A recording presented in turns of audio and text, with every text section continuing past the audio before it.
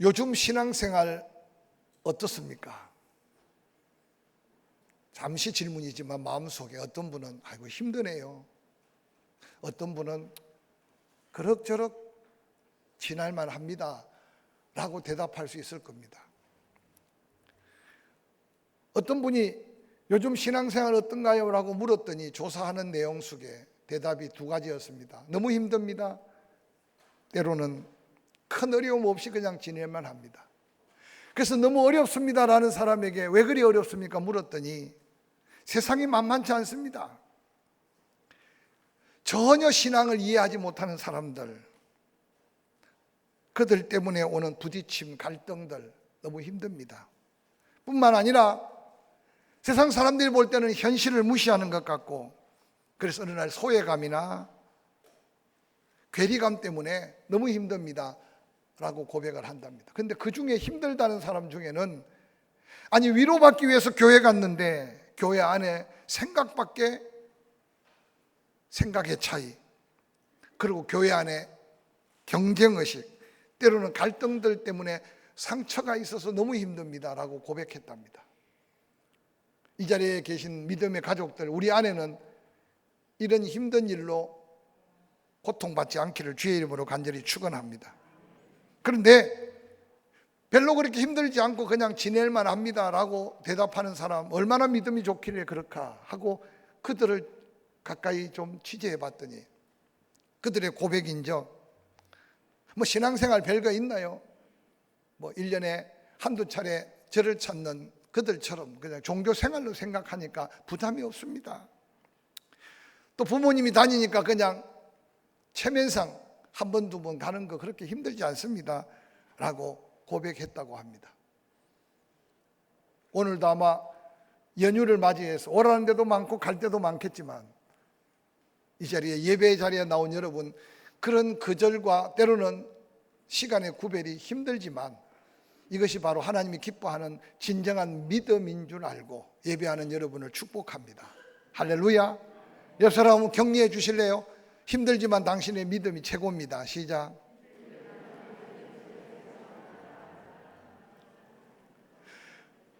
오늘 저는 사도행전 2장에 등장하는 한 사람을 소개하면서 우리의 영적인 모습과 우리가 앞으로 지향해 나가야 될 믿음의 모습은 어떤 모습이어야 할까 함께 도전받는 시간이 되었으면 좋겠습니다. 그 주인공은 바로 베드로입니다. 3년 동안 주님과 동행했습니다. 수없이 듣고 수없이 보고 또한 그 스스로도 그의 선생 예수의 이름으로 귀신을 쫓아내고 병든 자를 고치기도 했습니다. 그런데 놀랍게도 베드로는 허물과 실수투성이었습니다. 다 예수를 버릴지라도 나는 버리지 않겠다고 큰 소리는 쳤지만 말뿐이었습니다. 갈릴리에서 잔배가 굵었는데도 믿음이 없으니 바람을 보고 파도를 보고 두려워 벌벌 떨었습니다. 그래서 예수님이 안타깝게 믿음이 없다고 책망받는 베드로의 모습 속에는 어떤 면의 믿음이라고는 찾아볼 수 없는 모습이었습니다. 현실 파악을 잘 못했습니다. 하나님의 뜻과 상관없고 세상적 관점으로 가득한 성급한 베드로. 예수님이 십자가에 달려 죽는다는 엄청난 복음의 메시지를 전할 때 절대 죽어서는 안 됩니다. 아니 못 죽습니다 라고 가로막고 섰던 베드로를 말씀 속에서 여러분 아마 기억하실 겁니다. 어떤 때는 주와 함께 나는 죽습니다, 다른 친구들 다 버리고 떠날지라도, 그래서 다른 친구들을 의식해서 마음이 없는 고백을 주님 앞에 내뱉은 자가 바로 베드로입니다. 그뿐이 아닙니다.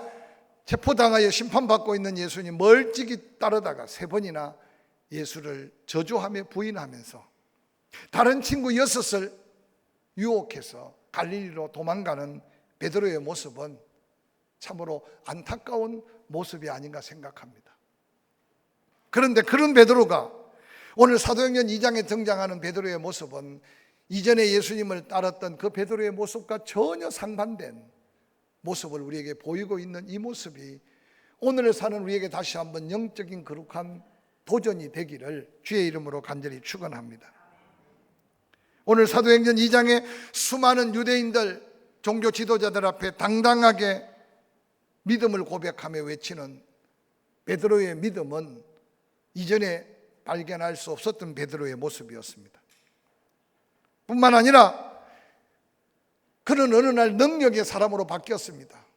사도행전 3장에 등장하는 나면서 안전뱅이를 만나자마자 이전 같으면 피하여 지나갔거나 동전 몇 푼을 주고 모면했을 텐데 우리를 보라고 외치면서 은과 금은 내게 없지만 내게 있는 것으로 내게 준다. 당당하게 예수의 이름으로 이르라 그러라고 해서 온 예루살렘을 발칵 뒤집힐 만한 엄청난 능력을 행한 것을 볼 수 있습니다. 또한 교회에 문제될 수 있는 아나니아와 삽비라를 심판하면서 온 예루살렘 교회 성도들에게 하나님 앞에 믿음으로 진실되게 살아야 할 것이 무언가를 도전합니다. 특별히 사도행전 9장에는 죽은 다비다를 살려가면서 예루살렘을 넘어 유다, 사마리아로 이어지는 복음의 놀라운 능력을 행하는 것을 볼 수 있습니다.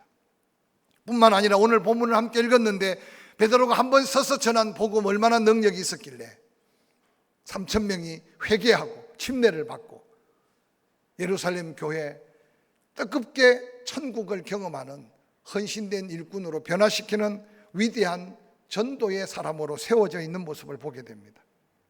뿐만 아니라 사도행전 4장의 엄청난 핍박 속에 베드로는 말합니다.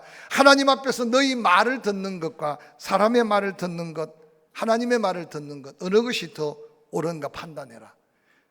우리는 보고 들은 것을 말하지 아니할 수 없다고 말하며 당당하게 순교적 각오로 목숨을 걸고 복음을 전하는 담대한 베드로를 우리는 말씀을 통해서 발견하게 됩니다. 헤로드 왕의 핍박 앞에서도 죽음을 각오하고 복음 앞에 섭니다.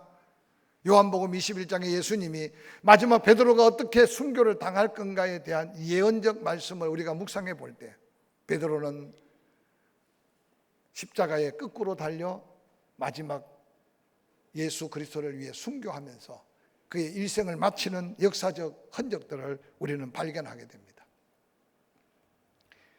베드로가 이렇게 변화될 수 있었던 이유를 우리는 다시 한번 생각해 가면서 우리의 이전의 변화된 우리의 모습 속에 지금의 나의 모습들을 한번 점검해 가면서 혹이라도 놓쳐버리고 혹이라도 잊혀져 가고 있는 우리의 영적인 모습을 다시 한번 회복해 가면서 이 6월 우리 심령이 좀 더 뜨거워지고 할렐루야, 우리의 기도가 나라와 민족과 이 지역을 향해 기도할 때 하늘 문을 열고 하나님의 역사를 이루어 가면서 좀 성령의 능력을 회복하고 성령의 능력을 더 누려가면서 하나님의 영광을 드러내는 저와 여러분이 될 수 있기를 주의 이름으로 간절히 축원합니다. 베드로가 이같이 변화될 수 있던 것은 바로 부활하신 예수를 만난 후에 이전에는 들어도 은혜가 아니고 이전에는 들어도 부담이 아니었는데 부활하신 예수의 음성은 베드로의 심령에서 떠나지 않았습니다. 예루살렘을 떠나지 말고 약속한 성령을 기다려라. 베드로와 그와 함께 했던 120명의 믿음의 사람들은 마가의 다락방에서 바로 약속한 그날을 기다리고 기도했습니다. 성령이 그들에게 임할 때 각자 머리 위에 불같이 바람같이 강력한 성령이 임한 후에 그들은 성령 충만을 받게 되었습니다. 바로 성령이 임재하신 그 믿음의 사람들의 심령 속에는 상상할 수 없는 엄청난 능력이 변화의 놀라운 역사로 나타났던 사건이 바로 사도행전에 함께 읽었던 본문의 놀라운 역사적 사건입니다. 부활하신 예수 만나기 전, 성령 받기 전 베드로는 그저 자기의 옛날 습관, 생각으로 믿어오고 그 선생을 따라왔습니다. 그런데 어느 날 성령의 충만함을 받고 난 베드로는 전혀 다른 사람으로 변화되어서 바로 하나님의 약속한 그 성령의 능력을 행하는 엄청난 역사를 성경은 우리에게 보여줍니다. 사랑하는 성도 여러분, 성령의 사로잡혀 변화받은 베드로, 그는 자기 변화만 끝난 게 아니라 그로 인하여 수많은 그를 만나는 사람, 그를 통해 복음을 받는 사람, 수많은 사람들에게 엄청난 변화를 가져오고 있는 사건을 사도행전 2장 15절 이하에 이렇게 기록합니다. 때가 되삼시니 너희 생각과 같이 이 사람들이 취한 것이 아니다. 성령 받아 방언하고 성령 받아 기쁨이 충만한 사람들을 바라보면서 구경꾼들로 모여진 예루살렘의 유대인들, 종교 지도자들이 그들이 처음 보는 현상 앞에 그들 스스로 말하기를, 아니 요즘 어떤 술을 먹었길래 저들이 새술에 취한 모습이다. 그때 베드로가 그들을 향해 말하기를, 너희 어리석은 생각들처럼 저들이 술에 취해서 저런 게 아니다. 너희는 잊고 있었지만 하나님이 선지자 요엘을 통해 말씀한 예언대로 저들에게 하나님의 약속한 성령이 임하였다.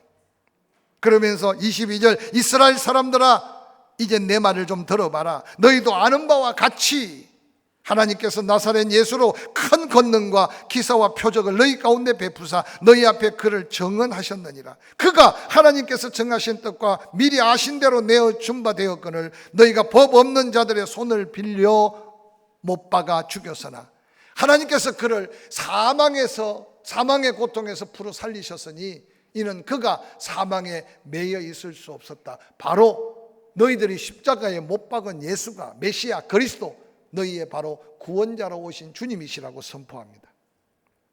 여러분, 베드로의 이 외치는 복음의 능력이 얼마나 성령 안에 강력했으면 사도행전 2장 37절에 그들이 이 말을 듣자마자 마음의 찔림을 받고 베드로와 다른 사도들에게, 형제들아 우리가 어찌하여 너처럼 성령 받고 우리가 어찌하여야 너처럼 그렇게 구원받고 너처럼 그렇게 은혜 충만할 수 있느냐라고 묻고 있습니다. 베드로가 그들에게 외칩니다. 38절, 너희가 회개해야 된다. 각각 예수 이름으로 침례를 받아라. 그러면 죄사함을 받을 것이다. 그리하면 내가 받고 우리가 받은 그 성령의 충만함을 너희들도 성령의 선물을 받게 될 것이라고 외칩니다. 사랑하는 성도 여러분, 베드로의 이 놀라운 외침, 그 당당하게 전하는 담대한 복음을 듣고 형제들아 우리가 어찌할꼬 하며 가슴을 찢는 이 현실이 옛날 성경에 기록된 그 시절만은 끝날 역사가 아니라 이미 구원받은 우리 심령의 그 성령은 동일하게 성령께서 인치심으로 우리가 하나님의 아들임을 확신 주시고 그 성령으로 우리 입으로 마음의 믿음을 고백할 때 우리 안에 구원은 온전한 구원으로 이루어질 텐데, 혹이라도 우리는 이미 받은 그 성령을 때로는 소멸시키고 살거나 근심시키고 살거나 성령과 상관없이 생각하고 성령과 상관없이 말하고 성령과 상관없이 행동하는 변화받지 못한 베드로의 모습으로 신앙생활을 연연하고 있지는 않는지 이 시간 한번 우리를 돌아볼 수 있는 기회가 되었으면 좋겠습니다.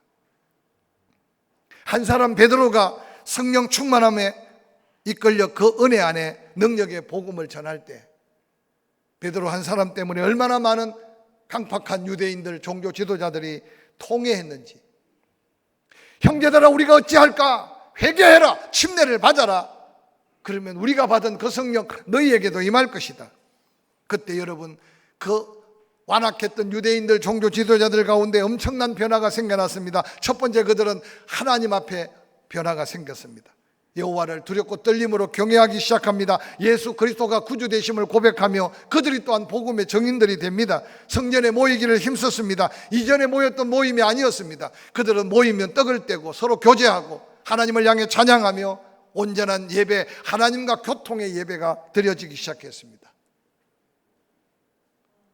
저는 이 변화가 오늘 우리의 삶에, 오늘 한국교회 안에 다시 한번 새롭게 경험되어야 될 변화가 아닐까 생각해 봅니다.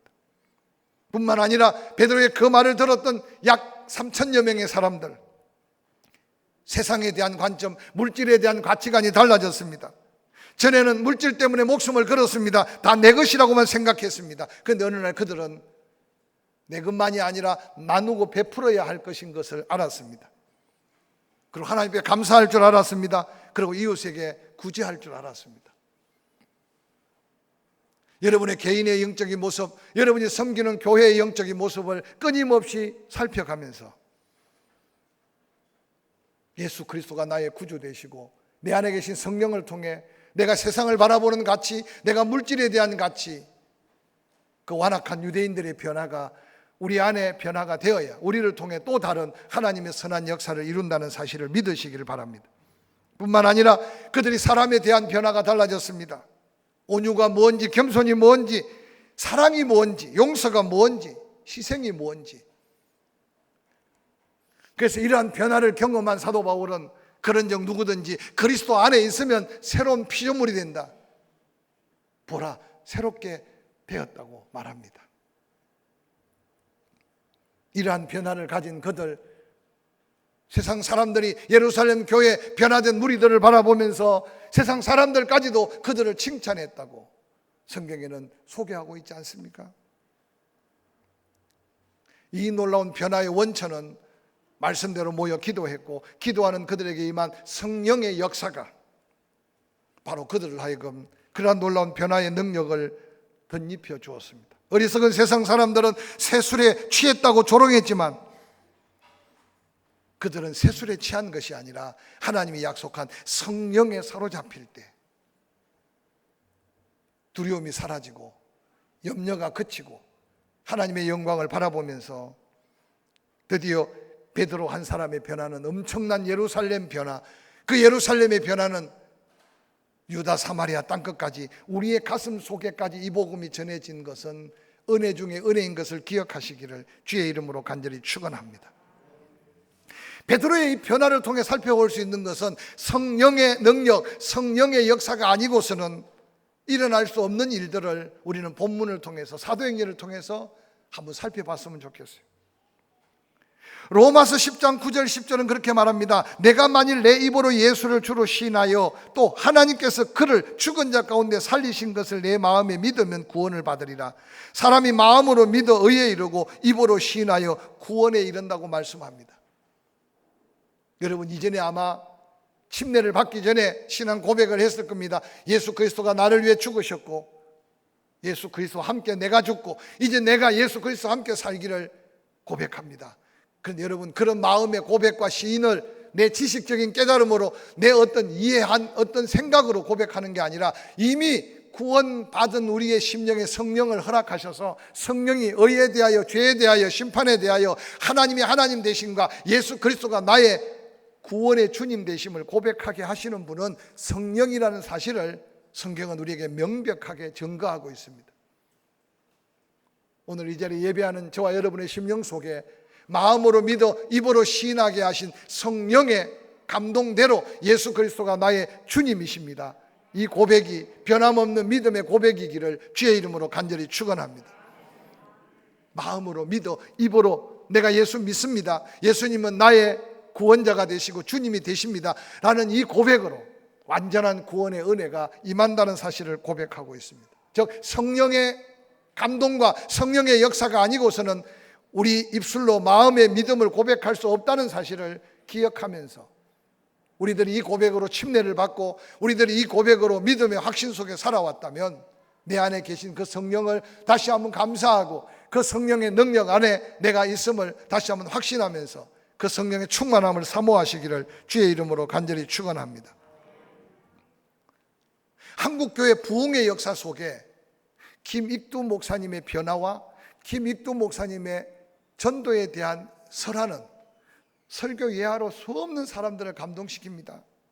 이 김익두 목사님은 항해도 안악이라는 곳, 얼마나 환경이 안 좋으면 안악 동네인지. 그런데 그 동네에요, 이 김익두 하면 경찰까지도 막 부딪힐까봐 그냥 좀 피하였던, 그래서 장날만 서면 가서 술에 취해서 사람들의 돈을 뜯고 김익두 손에 맞지 않은 사람이 없을 정도로, 그래서 김익두 하면요 모두가 다 실을 떠는 깡패 중에도 깡패였답니다. 그런데 그 당시 소알론 선교사가 복음을 전하던 중에 김익두 그에게 복음을 전했는데 놀랍게도 성령께서 그 심령을 감동시키시고 할렐루야, 그리고 예수 그리스도를 영접하게 된 거죠. 그 후에 그는 신학교에 들어가서 공부를 시작하고 평양신학교 3회 졸업생이 되어서 목사가 되었습니다. 훗날 제9회 장로교 총회장까지 되었다고 합니다. 그가 개인적으로 복음을 전해서 구원받은 사람들이 약 28만 명 가까이 되었다는데 숫자의 정확성을 떠나서 엄청난 복음의 능력으로, 그래서 예수 천당, 불신 지옥 말만 외쳐도 그냥 복음의 내용이 중요한 게 아니라, 아니 김익두가 예수 믿어서 목사가 되었다는 그 말 한마디 때문에 얼마나 많은 사람에게 구원의 역사를 이루었는지 모릅니다. 사랑하는 성도 여러분, 성령 안에서 베드로 하나가 변화되니 그가 외치는 복음이 능력이 되고, 그 복음을 전해드는 수많은 사람들, 우리가 어찌할꼬 하면 통회하며 회개하되 마음으로 믿어 입으로 시내라, 우리가 받은 그 성령 너희에게도 임할 거라는 그 놀라운 역사가 예루살렘 교회 엄청난 하나님의 구원의 역사로 이루어졌습니다. 이 성령의 강력한 역사 속에 고백한 믿음이라면 여러분, 그 믿음을 더한 은혜와 은사로 지켜가시기를 주의 이름으로 간절히 축원합니다. 아직도 이 자리에 정말 내 인격을 통해서 내가 예수 그리스도를 다 알 수 없고 하나님의 역사를 다 알 수 없지만 예수님이 나를 위해 오셨고 그 예수 믿으면 구원받는다는 그 귀한 진리를 내가 이제 믿습니다. 마음으로 믿어 내가 입으로 시인합니다. 성령의 감동대로 여러분 개인 고백이 된다면 바로 놀라운 성령의 능력 아래 붙들려 사는 위대한 삶의 승리자들이 될 줄로 확실히 믿습니다. 사도행전 7장에는 스데반 집사가 복음을 전하는 놀라운 역사가 소개됩니다. 얼마나 강력했던지 회개할 기회도 놓치고 분노한 그들은 스데반 집사에게 돌을 내던집니다. 돌에 맞아 피 흘려 죽어가면서도 스데반이 부르짖어 기도하기를 주 예수여 내 영혼을 받아주시옵소서, 무릎을 꿇고 크게 불러 이르되 주여 이 죄를 저들에게 돌리지 마옵소서 하고 그 자리에 순교를 당합니다. 지금도 예루살렘 감람산으로 향하는, 옛날에 양의 문이라고 했는데 스데반이 피 흘려 순교하고 난 다음 초대교회 성도들은 그 문을 양의 문이라고 말하지 않고 스데반 게이트, 지금도 스데반의 문이라고 말하며 그 당당한 믿음의 순교를 마음에 담곤 합니다. 여러분, 목숨의 소중함을 모르는 사람이 어디 있겠습니까? 근데 순교자들의 흔적을 바라보면 성령에 사로잡혀 그 성령의 능력에 충만할 때 자기의 목숨 초계같이 버리고 복음 앞에 당당하게 섰던 그 복음이 이 한국 땅 조선 땅에도 우리 가슴 속에 복음으로 꼽히게 하셨다는 사실을 기억하시기 바랍니다. 그래서 많은 사람이 선교의 현장, 전도의 현장, 복음의 현장은 순교의 현장이고 피 흘림의 흔적의 역사라고 말합니다. 여러분은 어떻게 예수님을 영접하고 어떻게 예수님을 믿었습니까? 오늘날 우리의 선조들이 피 흘리거나 눈물 뿌리거나 순교자적 흔적으로 복음을 심어놓은 복음이 마을마다 교회가 없는 곳이 없고 전 세계의 짧은 기독교 역사 속에 초국 대한민국과 같은 부흥과 은혜를 경험한 나라가 없습니다. 그만큼 누군가가 눈물을 흘렸고 땀을 쏟았고 몸으로 헌신했고 순교의 피를 흘렸던 것은 성령의 능력이 아니고서는 불가능한 일을 우리는 우리 역사 속에 우리의 선조들이 뿌려줬고 심어줬고, 그래서 우리는 그것을 거두어 지금 풍요로운 은혜를 누리고 있음을 기억하시기를 주의 이름으로 간절히 축원합니다. 우리의 다음 세대에게 물려줄 수 있는 복음의 놀라운 미래가 여러분 보입니까? 조금만 힘들어도, 조금만 어려워도, 조금만 불편해도 오늘 우리는 견디지 못하는 나약한 그리스도인들의 모습을 나의 모습에서 찾아볼 수 있지 않습니까? 지금 코로나 숫자는요, 이전에 벌벌 떨던 숫자보다 더 많아요. 포항에는 한 자리 숫자, 두 자리 숫자도 넘어간 적이 별로 없을 때도 우리는 긴장하고 살았어요. 그런데 오늘날 여러분, 저는 가끔 뉴스를 보면서 10,000명 이하로 떨어진 것 때문에 안심하라 하고 말하는 말, 그리고 또한 우리 주변에 이제 어느 날 익숙해져서 코로나의 숫자에 무관심하게 살고 있는 모습을 바라보면서 이전에 코로나가 심각했을 때 나의 영적인 모습을 한번 돌아보시기를 바랍니다. 저는 이 민족에게 이 코로나라는 놀라운 환난은 세월이 지난 후에 다시 한번 우리가 하나님의 은혜 앞에 당당히 서야 될 중요한 체험적 경험이 되는 한 사건이 아닐까 생각합니다. 이전의 믿음의 선조들은 성령의 능력으로 그 엄청난 핍박과 그 엄청난 고난과 그 엄청난 고통들을 견뎌내며 이겨내며 하나님의 영광을 드러내었습니다. 사랑하는 성도 여러분, 오늘 우리가 얼마나 평안하고 얼마나 놀라운 복을 누리는지 생각해 가면서 내 한계를 넘어설 수 있는 성령의 능력으로 다가올 고난, 다가올 어려움 앞에 당당하게 믿음을 지킬 수 있는 저와 여러분이 될 수 있기를 주의 이름으로 간절히 축원합니다.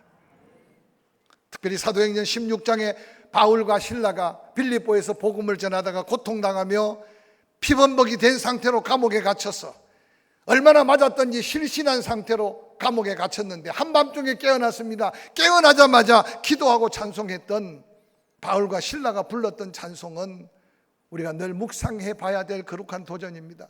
저는 가끔 그 본문을 통해 설교하거나 그 본문을 묵상할 때 바울과 실라가 무슨 찬송을 불렀을까? 사명 따라 감동대로 귀신에 들려 점하는 여종을 고쳐줬다면 환영받고 박수갈채를 받고 대접받아야 될 텐데 도리어 엄청난 박해 속에 피투성이가 되고 실신한 그를 감옥에 던져 가두어 놓은 그 현장, 그곳에 무슨 감사가, 그곳에 무슨 기도할 거리가, 그곳에 아니 무슨 찬송할 내용이 있었겠습니까? 그런데 성경은 기록합니다. 한밤중에 바울과 실라가 기도하고 하나님을 찬송하며 죄수들이 듣더라. 이에 갑자기 큰 지진이 나서 옥터가 움직이고 옥문이 다 열리며 모든 사람의 매인 것이 다 벗어졌더라.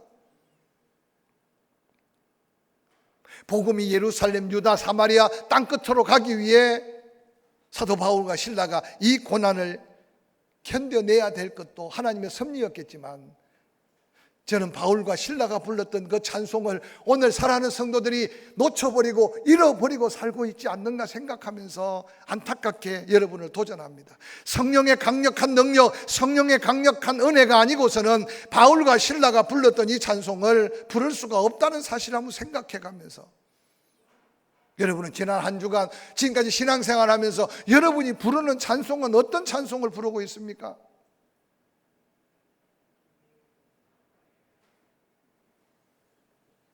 찬송을 부를 때 혹시 힘듭니까?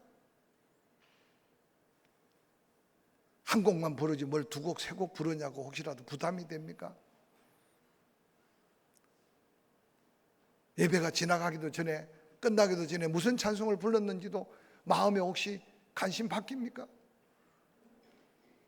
저는 현대인들에게 가장 큰 위기가 있다면요, 기도는 그냥 적당히 할 수 있어요. 밥 먹을 때 우물쭈물 할 수 있고, 대표 기도가 아니면 그냥 적당하게 머리 숙였다가 기도할 수 있어요. 근데 저는 한 가지 놀라운 깨달음은 찬송은 그냥 우물쭈물 안 돼요. 적당히 안 돼요.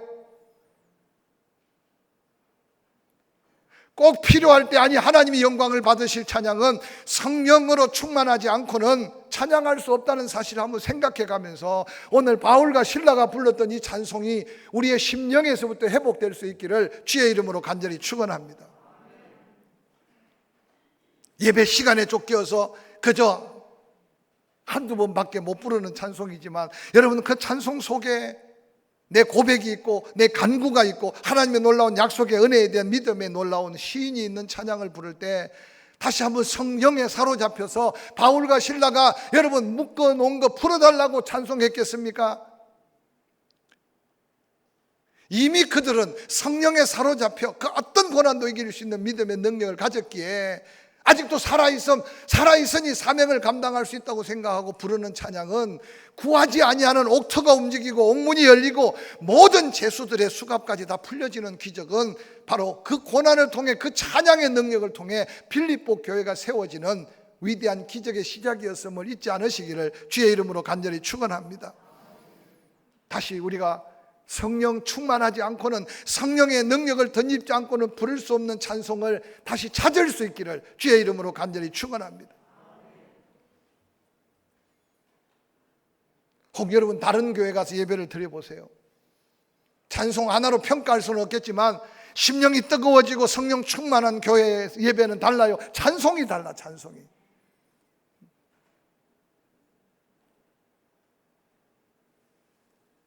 오늘도 성가대 박수는 받았지만 이 자리에 찬양해야 될 빈자리는 어느 곳에 있는지 제가 궁금해요. 여러분, 사명은 적당하게 때우는 게 사명이 아니고 때로는 목숨을 걸어야 되고 때로는 그런 고난 속에서도 하나님을 찬양할 수 있는 찬양을 잃어버린다는 것은 비극일 수 있어요. 그래서 앞에 찬양하는 일꾼들이 잘하고 못하고가 아니라 많이 기도해야 돼요. 할렐루야. 그리고 여러분이 그들을 격려하며 함께 찬양해야 돼요. 우리 교회는 그래도 찬양할 때 왔다 갔다 하는 사람 별로 없고, 예배 때 그 집중력이 떨어지지 않지만 늘 제단에 서서 예배 인도할 때마다 마음이 애타는 것은 오늘 이 바울과 실라의 성령의 충만함 아니고서는 부를 수 없는 그 찬양을 우리가 회복할 수 있기를 주의 이름으로 간절히 축원합니다.